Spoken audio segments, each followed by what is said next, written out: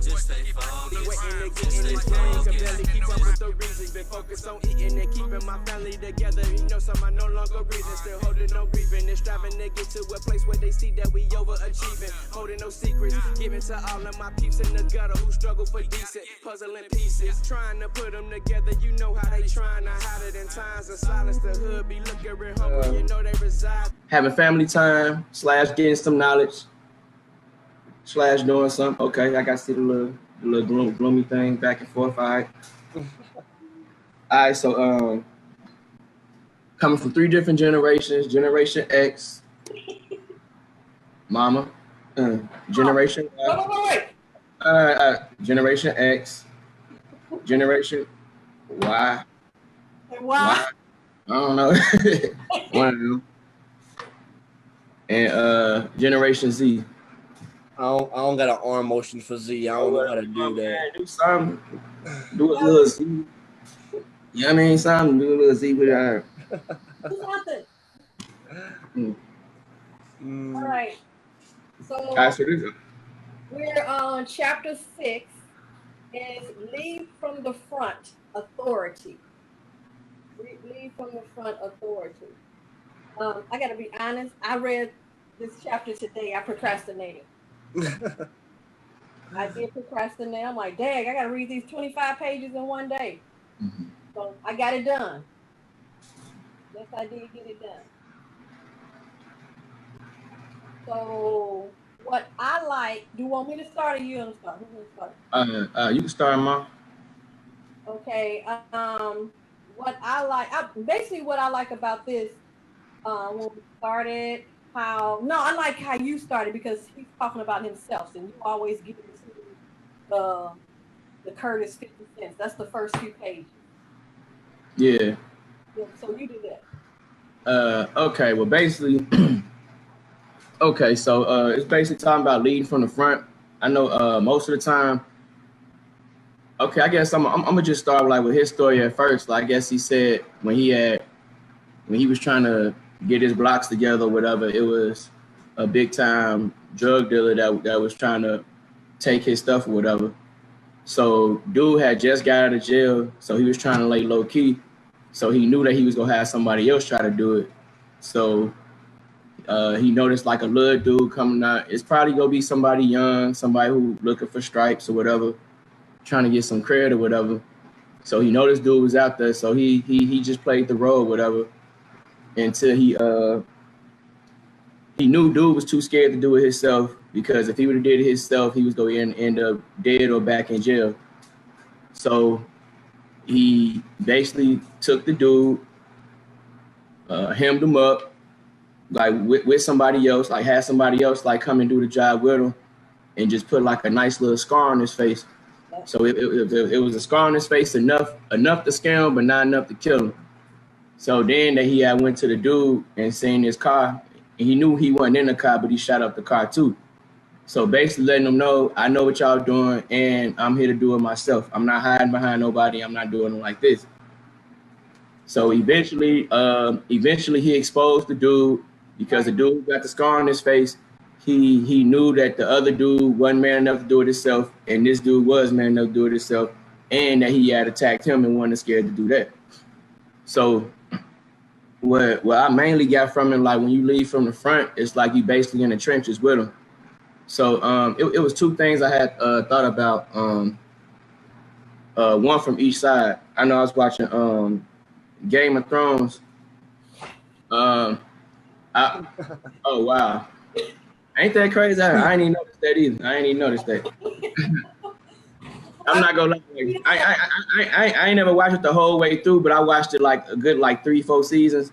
Mm-hmm. But the thing I was thinking about, it was this little boy who had became king out of nowhere, and he was like a asshole basically. Yeah. And when it was time to actually get down and go for everything, he was cooped up hiding somewhere. First off, he wasn't even supposed to be in that position. And even if you're not supposed to be, when you're not supposed to be in that position, you pretty much gotta go extra hard to prove yourself to your people, whatever. So when everything went down, he even had the midget out there fighting. You know what I'm saying? The midget don't even fight. I mean, like the midget out there putting in work, and you over here hiding and don't even know what to do or whatever. So it like kind of take away from like the way that people view you or whatever. And the other thing I was thinking about was the movie 300.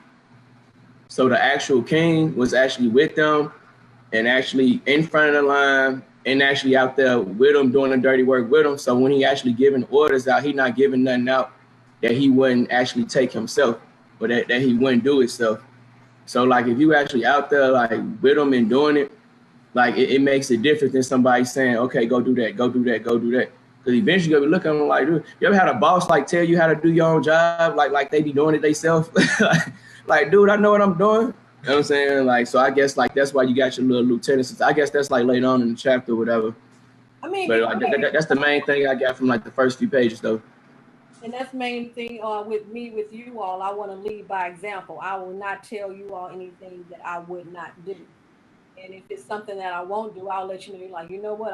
I never done this. I can't give you advice on this particular, because there's certain things that you do, Drake, that I've never done. So I can't give you no guidance on that at all because I've never done that. But I can give you guidance and lead by example what I will say that you can do, and also let you learn from my mistakes. Is that what you, instead of making those, I ain't gonna call them mistakes, but hiccups, but learn from my hiccups, what I did, so you just keep on moving forward and things like that. So that's what I really do believe in, the concept of leading by example, which is what the chapter is leading from the front. What I like, continuing on what he did, I like what he did when he ended up coming over to the record industry. You all remember that part? And he went in and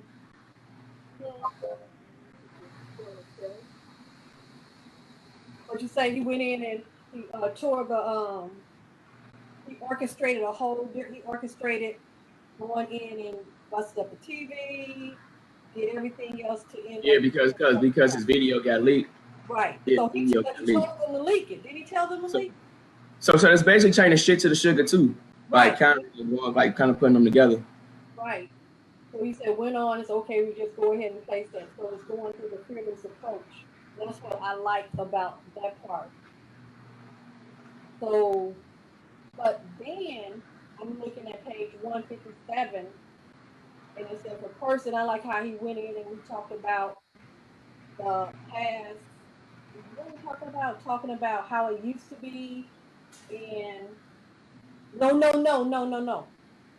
Let's say page 157. If that person is weak and passive, then the group tends to enter into faction.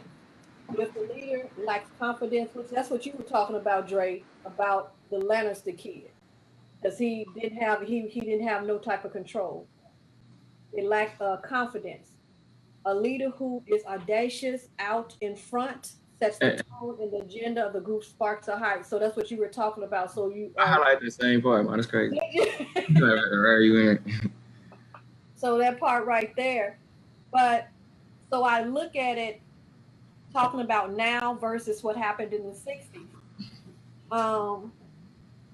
So we have Malcolm, Martin, we have all the other people in the 60s. You knew who the leaders was. You knew who the leaders was. Hey, mama. Hey, what's up? I don't want to interrupt.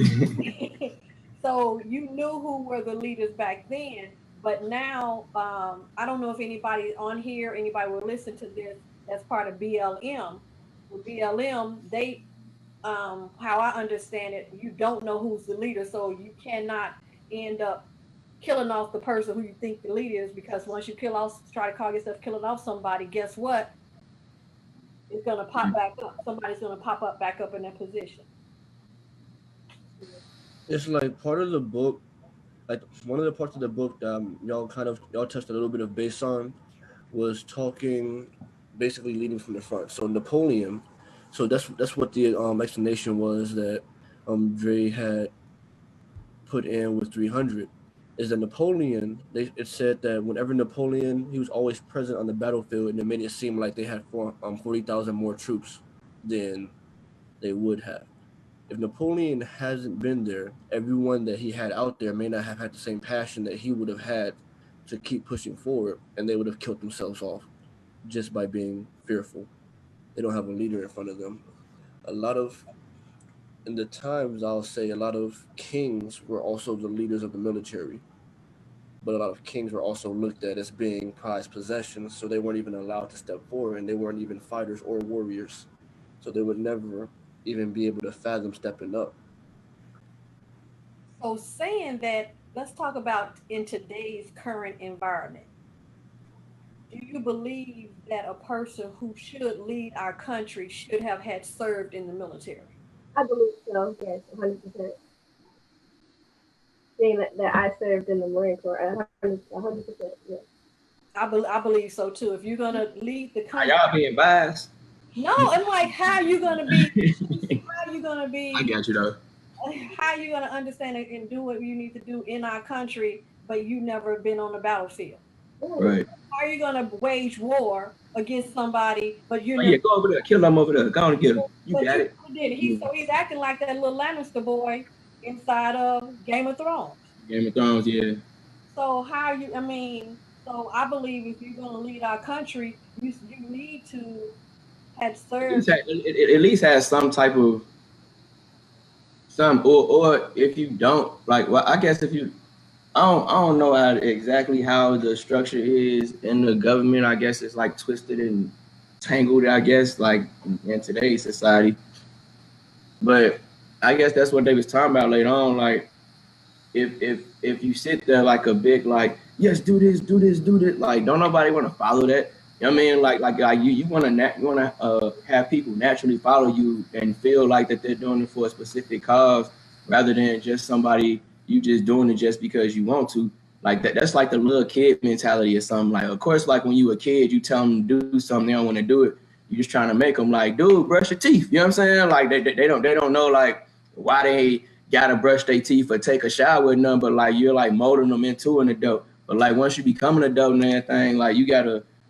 Like, don't nobody want to just follow somebody just to be following them, especially like in this society stay in the day where like nobody wants to be naive at all. So like you, like somebody can be giving you $1 million idea and you be looking at them like what credentials do you have to make me believe you? Because like we live in a finessing society, you know, like everybody finesses people. Like I didn't finesse people, you didn't finesse people, you just finesse me to do the intro, you know? But don't nobody like being finessed, but like people still finesse everybody.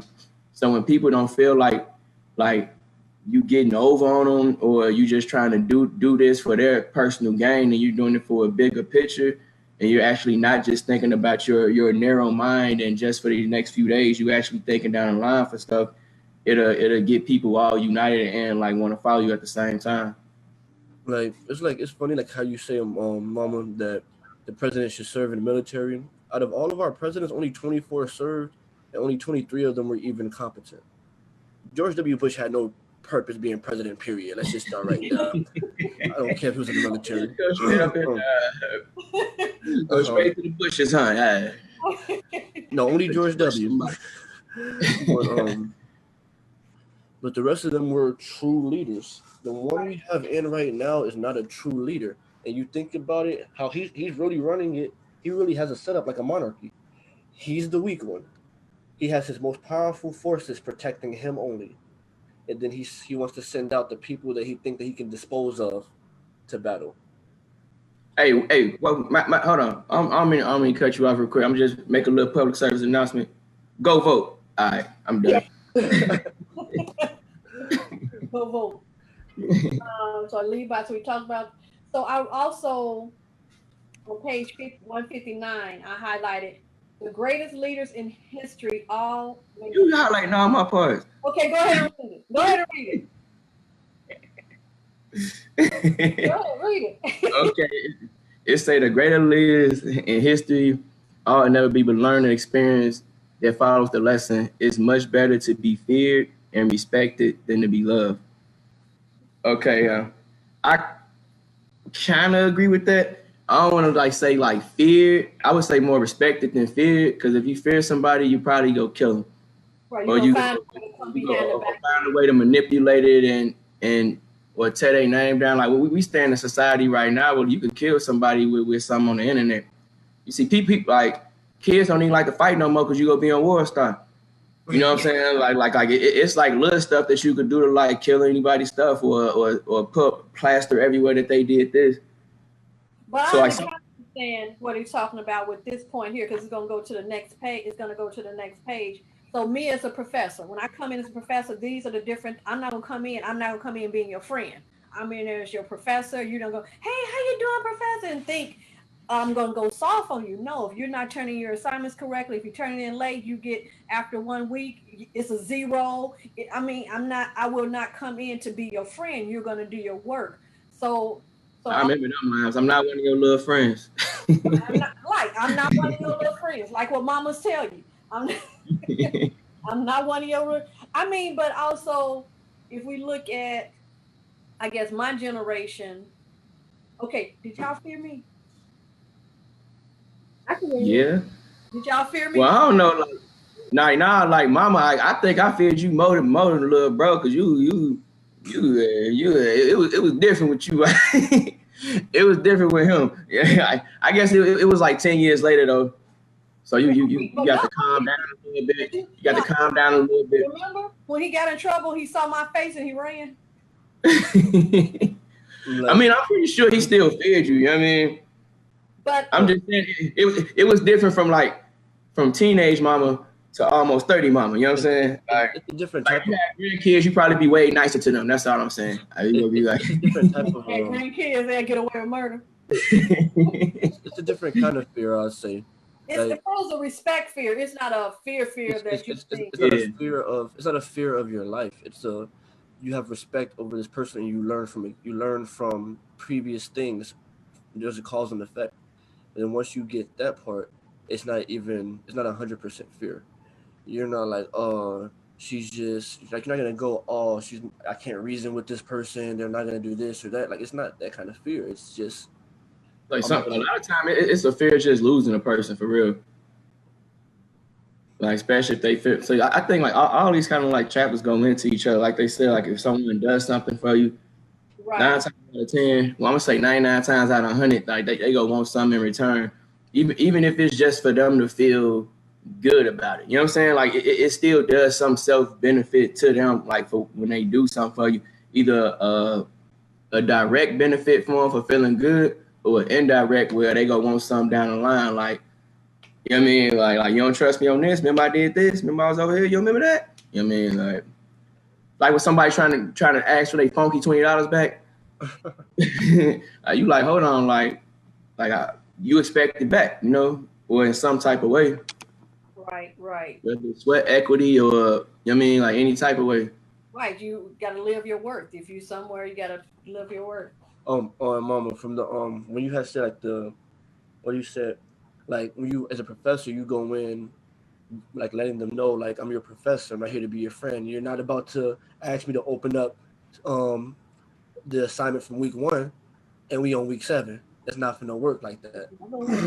Like I feel like doing that builds a sense of leadership in them. It's supposed to build a sense of leadership. Like when I go into work, and you can ask any of my managers, when I first say this in our meetings, they're like, oh, and then like, especially here, they understand. And then they come back and go, I understand what you're talking about. Like I had a meeting with my manager a few days ago. Like I tell my manager, I said, in my head, I said, I'm doing my job. I'm like, your job is to manage. I said, technically, when you think about it, I'm the leader. I'm like, without me, you have no job. Without forces, there is no general. So I'm like, that's just how I feel. I'm like, everything I'm doing, I'm going to do my job better than you want me to do my job because I'm a leader and I want to advance in what I'm doing. And I want to do it to the best of my ability.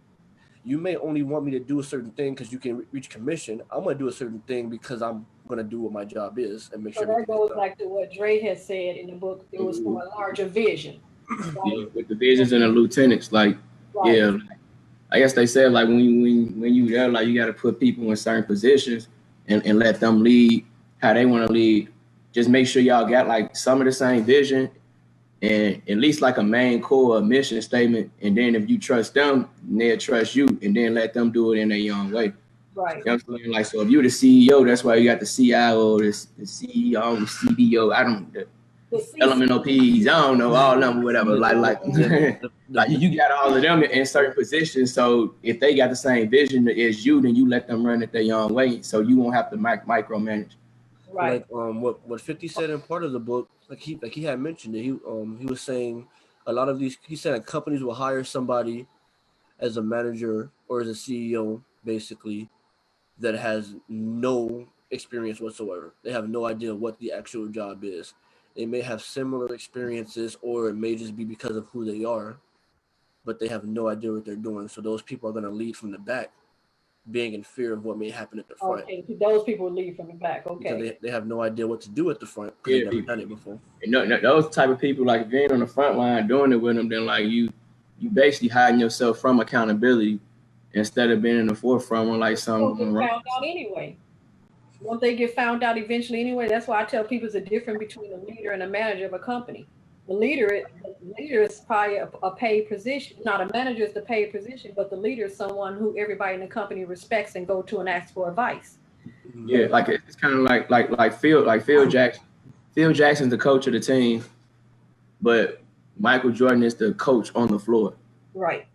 So as long as Phil and Mike got that thing tight like that, then he's gonna make his vision go out with them, and they're more likely to respond to Mike than they are to Phil because he's actually out there doing it and he actually knows what he's doing, and he's out there in the battlefield with them. Which goes on to the next phase where it says a leader is required to make those tough decisions. Mm-hmm. So that person who, and I'm saying the leader, I'm not saying the manager, I'm not saying the C-suite, that leader. A lot of times leaders are chosen because they don't want to be the leader. They don't want everybody just start gravitating towards and start following and asking for advice and asking for different directions. What I've seen a lot of times in leadership roles, you're creating for who you are, and people are like, oh, I like what he or she is doing. Now they're following that person. Now they are the leader. So they're going, like it says, they're getting people together to do things getting people to do things against their will. The definition that we were given in the military for a leader is getting people to do things willingly. We didn't put against your will, but willingly. That was the definition. Like making them do stuff they don't want to do. Right, and they don't know they don't want to do it until right. So they don't, because like they're following after you. You're the leader. They want to do what they think you're gonna do that you've already led by example. They're going to do it. Mm-hmm. Mm-hmm. Yeah. I put wow. Okay, on page 163. Did you all put anything on this? It said, in ancient cultures, the king was ritually put to death after a few years to ensure he would not turn into an oppressor. Yeah. Did y'all see that part? Yeah. Like basically, like okay, you eventually. Basically, it's gonna go to your head. You finna be doing all like basically everyone from that time basically led from behind instead of in the front. So you just over here turn into a whole dictator and have my way. Like sound familiar? I see it that way. I see it that way on your but I also thought about our Black leaders. After they get to a certain pinnacle in life on leading, they end up getting assassinated. Mm-hmm. Yeah. Look at we have Martin, we have Malcolm. Look at I'm surprised Farrakhan ain't got popped yet. Tupac, even talking about the certain rappers. Yeah, Tupac, yeah. He was the stuff that he was saying. Nipsey. So when they start leading too well, are they getting like Pimp C? Pimp C got killed because he was just exposing stuff. You know what I mean? Like if you get to a certain point and they feel you too powerful, yeah, you would get knocked out by like the head. I guess it's too far ahead, like people like at the top pinnacle and stuff. That's why I know it's certain stuff they probably can't say, probably certain statements they can't say, or they go wake up dead. I don't know. You can't wake up. I'm gonna wake up dead. Man, he woke up dead. He woke up and he was dead. Man, it's a zombie. No, but like even thinking about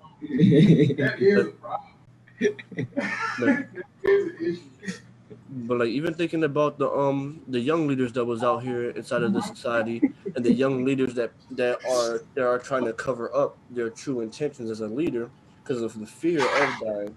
Like once X had died, a lot of other young leaders started realizing we can't just do things out in the open. We have to hide behind something. Then you have people like Trippie Redd, super young. No one knows that he owns over 40 acres of land. He actually owns 200 acres of land. No one knows he doesn't buy all of this stuff like for no reason. Like all of these people saw what's going on, and I feel like they're now moving and adjusting, but that adjustment may not be what's proper. Right. All right. They have the whole section talking about Moses. I don't know if y'all want to talk about Moses. Moses. Yeah, Moses. Like basically, he's saying like when Moses trying, like basically he trying to free people, but if they thought like we thought, even though they probably did, like you take them on this long journey and they don't know they being freed, and like you gotta do it in a forceful way, like dude, I'm trying to free y'all, trying to take y'all there. So he came up with this promised land thing. So that was like the vision of where they're going. So then they looking like, man, ain't no promised land. You know what I'm saying? Like, there's promised land. Oh, what street that's on? You know, so like it like makes it to a way like if you have a idea, I guess that's what it's kind of going to within a visionary. Like you have to have this specific idea so that if people do go against it, they're not going against you. They're actually going against that idea. So if you get people together on that idea, then like I think it says somewhere here like it kind of become like you're self-policed in a way. Like say for instance you had like 8 siblings and cousins over there at a house or whatever. It's like 10 of them, and y'all supposed to go to Six Flags the next day, and y'all can't get in trouble. Like they gonna make sure like, no, we can't do that, man. We're not gonna go to Six Flags. You know what I'm saying? Like cause all of them got that same vision in their head, and will like police themselves to make sure that vision gets met. Great analogy. I like that. Like I kind of went around the Moses thing because I don't like reading about. I'm not gonna speak on it, but like I thought of more of the idea of it, like. And it's like the visionary, which is the 4 main, which we're going now into the 4 main roles that he started talking about the visionary, and like how you had said, Dre, you wonder what's happening with Louis Farrakhan, but the thing about him is it's not him, it's the vision of Farad Muhammad. I don't know if anybody on here that knows about the Nation of Islam who's going to listen to this. Maybe y'all can correct me because I'm not in the nation, so I'm just saying. But how I understand that their lesson is not Farrakhan, it was mainly Farad Muhammad, his vision. So they're following his vision. I guess that's why they know if something happened to him, somebody else is going to pop up in that position. That's what I'm thinking. I don't know. It's like the idea of if you really, because like when I read this book, I think of the idea of power throughout all of it. Even though they talk about keys of fearlessness throughout each chapter, I always base it back to the idea of power, which is what the book is. Like the 50 of laws, basically. I mean, it actually hits on it. I don't know if anybody's looking at the what is it called? Power 2. Oh, Power. I haven't started. So the items in this book, you can actually hit each one of these chapters and the items in this book. It goes on that's hitting on Power 2. That's talking about power, which power is really going 48 laws of power. And this book is mainly hitting on power. There's a part in the book where they were talking about who was the pawn, who was the rook, and everything on the chessboard. That's what's the boy name? The boy in Power. You know. Yeah. What's that dude's name? Ghost 2.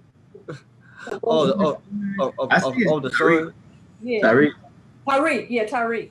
I see like 12 memes a day with him on there. I mean, but if you look at if people will read this, if you read this book and look at Ghost 2, the show, you will see the similarities and the parallels with the book as that's going on with the series as well. So I'm like, wow, he's doing this, he's doing that. I'm pulling out every different area that's in here and on what he's doing. that's like it remind me that I don't know, like y'all remember that movie Fresh? I don't know if y'all seen that. Fresh. It's like an old movie from like the early '90s, but it was like a little boy who he was trying to protect his sister. I guess his sister was the queen. He used to meet up and play chess with his daddy like once a week or whatever. And his daddy was Samuel L. Jackson. I don't know, look it up. It's a good movie, Fresh. But he was like a drug dealer or whatever, and he like used everybody against each other in order to like make sure his family was good. But he did like a lot of devious stuff and knowing how people was gonna play each other and stuff like that. So I don't know. I just thought about that when you said little boy and you said chess pieces. So that kind of popped in my head. And that's what that. Okay, cool. So we have we have the visionary, the unifier, the role model, and the bold knight. Those are the four, what did it say? The four main roles that you must learn to perform. So there's different areas so we understand about the visionary, right? Mm-hmm. What Tierra said, have saved them though. What did we have saved them though? He saved them though. I said have. Yeah, I'm not even reading right. So you got the visionary. We talked about that, promised land, and also the unifier, which is next. So you said that already, the Six Flags thing. Yeah, I guess that's kind of like they kind of go together. Like that was kind of like the visionary. Like the Six Flags was the visionary. The unifier is the idea of going to Six Flags. So you kind of become self-sufficient because everyone is fighting. Everybody want to go to Six Flags. Mm-hmm. You know, Six Flags is the visionary, and I guess the idea of it at that time, or I don't know, you want to go to Six Flags? It's probably hot in the house, you know, like y'all tired of looking at grandma all day and everything like that.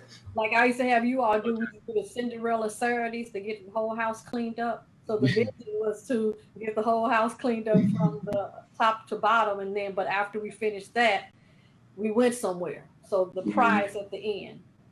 Right. The prize. Like, oh, that was really smart.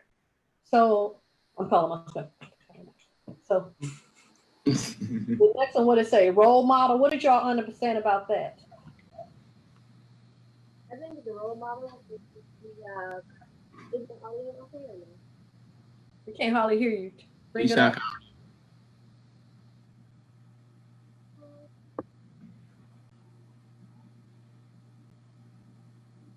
Like I feel like Is that any better? Good, perfect. Yeah. I don't know why when I put it on auto, it just goes automatically really, really low. So, the role model, I would say, would be that kid that's telling them, hey, please go to Flash. It's the role model. You on the Mac, aren't you? No. Something. Not a Mac. That's too simple for me. Yeah, take it off auto. If you take it off of auto, it just do everything. That's what I had to do. Like, well, because like they're talking about Napoleon again as his example. Like any great leader would know they would exhaust themselves trying to micromanage anything, micromanage everything. They're gonna exhaust themselves and they're gonna fall by doing that. Him being the role model caused people to share the passion and the aspirations that he had. So they did it themselves. We spoke about this a little bit, like policing themselves, but not out of fear, out of so much respect to the point to where he's overly loved. They overly want him to be around. They want his wishes to come true. His wishes are their wishes, which makes it way easier. He can still watch everything. He can still move. He's still in the front line with them. It's just now he doesn't have that fear that I have to micromanage these soldiers because they're about to go off and mess up and not do my plan. At that point, they're all one. So how would that be incorporated even also in corporate America or on a person, if you got a team, if you have a team of a team to finish a project, all this stuff comes back. Yeah, Mhm. you basically got to trust them to do their part and empower people for their part. Like, if I want you, like, if you doing this part and you doing this part, like, eventually we gonna come together. And if you ain't do your part right, we gonna figure it out anyway, you know. Like, so you might as well, like just trust them to do it in their own way, because maybe their way is better than yours, or they not seeing it the same way, or you spread too thin when you can't. You looking at a much bigger picture than what they're actually looking at, trying to solve their particular problem. So is that why a lot of people say they hate doing team projects in school? Because people are not pulling their weight and they're not doing what they're supposed to do. Or maybe if they apply these 4 steps, create the vision, and then create the common goal, if that would have happened. Yeah, they probably just like, you do this, you do this, you do this, you do this, but not have a common goal, exactly what they want to be, what they want to present. Like, do we want to make it? Do we want to make it like realistic? Do we want to bring some humor to it? Do we want to talk about this? Do we want to use analogies? You know, like just different stuff, or like a little brainstorming stuff to get people like at least on the same page before you go off on your separate ways. Like, it's like running a play, like a football play. You can't just be like, all right, just get open. You know what I'm saying? Like, you gotta like look at what this defense is doing. If are they go blitz, maybe we should call this play. You know, like even like with coaching, like you have a head coach, you have your defensive coordinator, offensive coordinator, and even within the offensive coordinator, you have your receivers coach, your running back coach, your defensive line coach. Like, you still got like coaches within that who primary job is just for that. So when it all comes together, it's like Power Rangers when they all come turn to you know, like all come together and getting their big little thing. I'm about to go back and look at these cartoons again because they are actually teaching leadership. Yeah, I'm like on the low. like that's one thing I always thought about. I'm like, everything, and I told it to somebody in a very rough way, I guess, but I'm gonna put it in a nice way. We're on video. Everything that's shown, a lot of things that are shown in the past, I feel like some of the things might have been harsh. Because think about the cartoons from back, was kind of harsh. They had some gory darkness to it. Yeah, our cartoons were harsh. We didn't. Yeah, we were.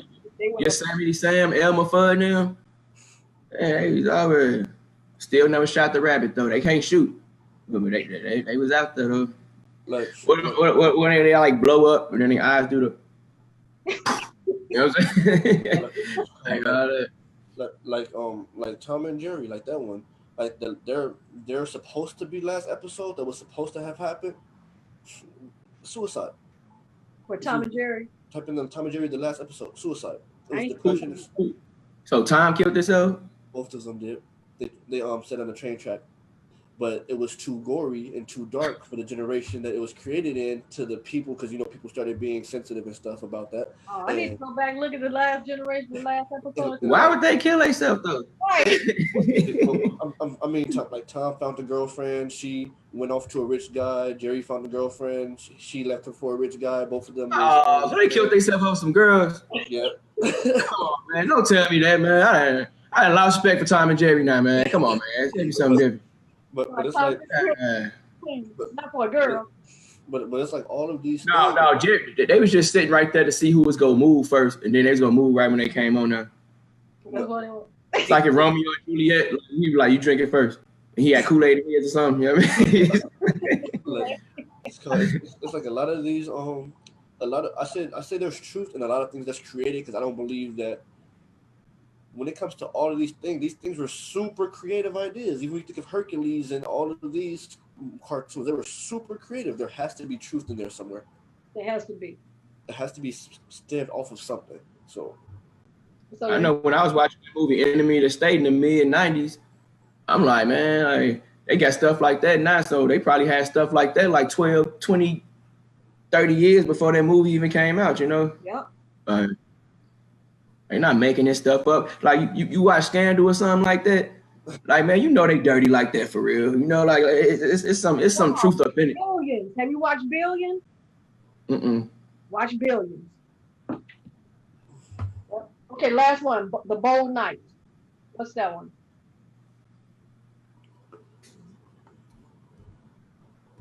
I guess somebody who's just gonna do it, right? Just do it. Yeah, it was like the person that rises up to it. Right, who rises up to the position to being a leader. Like probably like like a spear. Like we were just talking about, like some people just automatically rise up to it. Like you probably good at something, you don't even know you good in it. And you automatically like you said, like they automatically gravitate towards you for it. Right, and asking questions. How do I do this? How do I do that? So it's like when you think about, I feel when you think about all of it. If you look at Leonidas the first, look at Leonidas. He had every single attribute, including this one. He's like, oh, I'm not gonna expect y'all to step up and do this harsh job. I'm writing this down. Leonidas the first. I'm over here like I thought he said my name at first. Like, what ain't how you say my name? Who? The leader you are, we gotta look for Leonidas the first. Was it in the book? Or is something you knew already? No, I mean Leonidas is from 300. He's the okay. So man, why did you say the dude 300? Obviously, I don't know his name. I just remember the movie. Look, Mel Robeson knows his name. That's his show. Like it's like when you think about it, it's like okay. Is that the one who ended up kicking the guy inside the hole? That was the leader. He was the even when they came in, he's like, okay. At one point, he's like, "Oh, time to have fun." And when they're all laughing, and the person run up and cut his boy's head off, and he's like, "Oh wait, no, this ain't finna slide." And then he's like, "All right, we're gonna go here. All right, everybody push. We're knocking all of them down." Like then he went from being, "Let's just go. Okay, we did this. We had fun. I got too comfortable. This isn't gonna happen again." Which is part of what chapter is that? When you get too comfortable, you need to bring yourself back up and stop being comfortable. We need to look at 300 and talk about 300 on a video, y'all. I think after we finish with, let's look at 300 and talk about 300. No, this is where this happened. Yeah, it's like everything that he did. Like when you look in the beginning, you look at him like, okay, Leonidas just kicked the guy in the hole. Is he really the king? He might just be someone that's walking around like, nah, he's the king. I think like he just the authority figure. Like he like probably the head foot soldier or something like that. That's what I was thinking. It is a good movie, but I haven't looked at it in a while. I need to look at it. And you see, like he was like, "It's an honor to die by you." You know what I'm saying? Like that's what Royalty was talking about earlier when he was saying like it's like 40,000 more people are there and fighting that much harder. Like when you're right there. Because like even when you think about the beginning of the movie, he went to war prepared to die. He went to. That's how the kids are in the street. He went to his wife and said, "We're about to have a kid, so I can have a king after I die." And then he went to war. I'm about to risk everything for my people to make sure that my troops that I'm fighting for, some of them can at least. You can't help but follow that, the boldness. You can't help but follow that. You know? Hey, remember he like ran up on somebody. We ran into that crew. He was like, hold on. He was like, I have more soldiers than you. He was like, no, you don't. He was like, hey, what's your occupation? He's like, like a farmer. I don't know what he said. Something like, what do you do? Pottery. He was like, let me ask them, what's your occupation? Yeah, you know what I'm saying? like this what we do, fam. Like this is us. Like we train for this. Like all he did was create nothing but people that could have been potential leaders. That's what you want to do. You want to bring people who can be potential leaders. Somebody can end up, okay, if I'm gone, they can automatically step. No, they don't want that position. But if it's time, they can step up and take that position. That's what you want. That's to me, that's the perfect world. You don't want the position. I'm not trying to get your position, but if I need to step up, I can step up to that position. There's no jealousy and envy of the person in that leadership position. Yeah, kind of like Walking Dead, how like Rick was the leader, and then when his wife died, like, and he was like fell back, then like that brought like little Carl to a leader, and Carol and Daryl like to that spot until he was like able to get his feet back up under him or whatever. And it's like when you think about, and that's kind of like the idea of Zeus against his son Perseus, Zeus against his children. Like Zeus was the all-powerful, he's up there, he's like, wait, but if y'all don't make them pray to me, I'm gonna die. I'm supposed to be immortal. But y'all don't want to be up here with me, but y'all know y'all can destroy me and everybody else down here. But y'all have love for people to where they respect you more than they respect me. Okay, so let's go ahead. Are we gonna say this last section or we could just go ahead? end it here. Anybody gonna talk about the reversal perspective?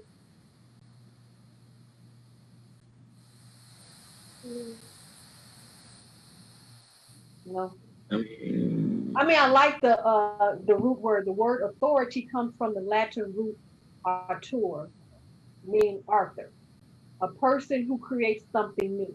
So authority is someone who's creating something new, creating new paths. They have alternate ways, alternate avenues of approach, and to get a particular item accomplished.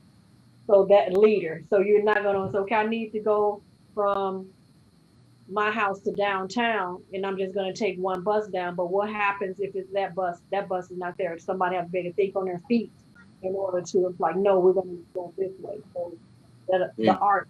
Like this is rush hour right now, so we better take this back road. Right. Like right here on that same page, right under when they're talking about General Scipio Africanus, like when they're talking about him, they're like, okay, some leaders just expect to be handed the power, to be handed that position. They want to be handed everything. They think they're entitled to it. But Africanus, he's like, I put in the work, and you're not gonna break me. I can now fight on the battlefield, and I can come in and rule your entire nation, and they're gonna respect me either way because I've earned it. So that's what needs to happen in our current what's happening now, because they are actually afraid of this now. Or are they? Or is that something that they want to do anyway, but they're afraid to do it? But since he's doing it, they're glad somebody stepped up to do what they want to do. Or are they really afraid of it? They're, at least out here, they're blind, because there was a rally recently out here, and when you talk to all of them, it's that they're blind. They are listening to certain things they see on the internet or things that may not be 100% true, and they're going off of that. Well, I ain't talking about that. I'm talking about the Senate and I'm talking about the elected officials. That's what I'm talking about. The elected officials who are there, not even the not us, not even us. I'm talking about the people who we placed in power. Are they afraid to stop, or he's doing what they wanted him to do anyway? Yeah, like you never know. You don't never know. We put them in office for you. They go tell you they give you X, Y, and Z, and they go give you R, N, and O. You feel me? The person who's there, he's bold enough to do what they want that they were afraid to do in the beginning. But now since he's there, that he's gonna end up doing A, B, and C, and we're not gonna say anything because we wanted to do this 20 years ago. And we're like, man, he just gonna take the downfall because he really don't care. Right. He's a billionaire anyway. He's the only person that went to the White House and downgraded in his house. You know what I mean? Yeah. Yep. So, okay, you all, we're finished with chapter 6. So we have 7, 8, 9, and 10. We have 3 more chapters. It's gonna take this. Okay, yeah. So you all ready to close out? So we have chapter 7 is next. Chapter 7 will be know your environment from the inside out. Connection.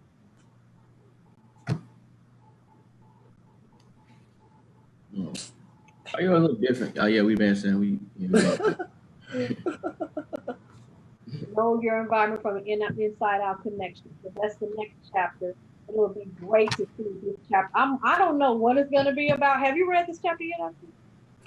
Let me check something. Because I see Malcolm X's name is in this chapter. Religion of Islam is in this chapter. Yeah, it must be some assassinations going on up in here from the inside. Right, I wonder. Inside job going on. I'll be Julius Caesar or something. I'll be done with this chapter probably in a few days. Just like probably take about an hour to read it.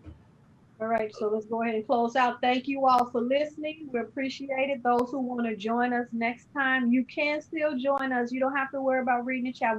We're reading chapter 7, so you can join us on chapter 7. We don't mind. You don't have to start all the way from the beginning of the book.